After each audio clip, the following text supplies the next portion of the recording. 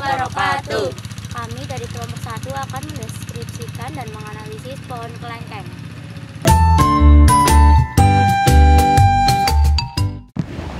Pohon kelengkeng juga memiliki nama ilmiah yaitu Dimorphos logon dan termasuk kelompok komponen ekosistem terestrial atau daratan. Kelompok jenis sumber daya alamnya adalah biotik, kelompok potensi sumber daya alamnya adalah materi, kelompok sifat sumber daya alamnya adalah renewable atau bisa diperbarui. Kelengkeng 1. Akar berjenis tunggang, memiliki banyak akar samping yang kuat dan panjang. Akar tunggangnya dapat mencapai kedalaman lebih dari 3 meter. 2. Batang, bentuk bulat berdiameter sampai 100 cm, warna coklat, permukaannya kasar, panjang dan bercabang banyak, menjalar menjadi pohon bulat. 3. Daun, bentuk bulat panjang, ujungnya agak runcing, tidak berbulu, tepinya rata, permukaannya memiliki lapisan lilin. Pucuk daun berwarna kuning kehijauan, tapi ada juga yang merah.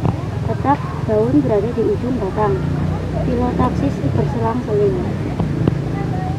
Bunga tumbuh secara berkelompok atau majemuk, warna putih kekuningan, susunannya melekat satu sama lain, umumnya berada di ujung dahan, panjang perbungaan 10-46 cm dan bercabang lebar, memiliki 5-6 sepal petal yang berwarna kuning kecoklatan.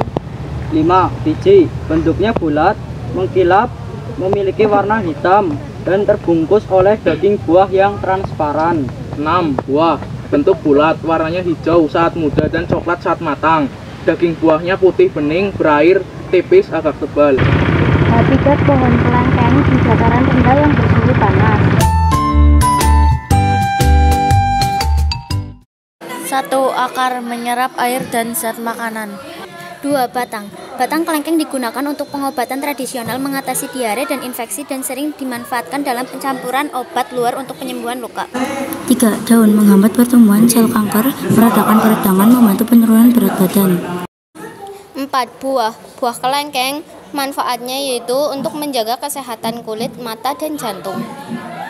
Biji kelengkeng 1. Sebagai obat tradisional. 2. Sebagai obat sakit perut dan sebagai obat anemia. Bunga memperbaiki memori, memperkuat tulang, menjaga kesehatan jantung. Analisis potensi ekonomi pohon kelengkeng. 1. Akar kelengkeng berbentuk serabut, penting untuk menyerap air dan nutrisi. Sistem akar yang baik juga membantu stabilitas tanaman. 2. Batang kelengkeng berkayu, kuat dan mendukung struktur tanaman. Batang ini juga berfungsi sebagai saluran transportasi air dan nutrisi ke seluruh bagian tanaman. 3. Daun kelengkeng berbentuk oval, hitam, warna hijau tua.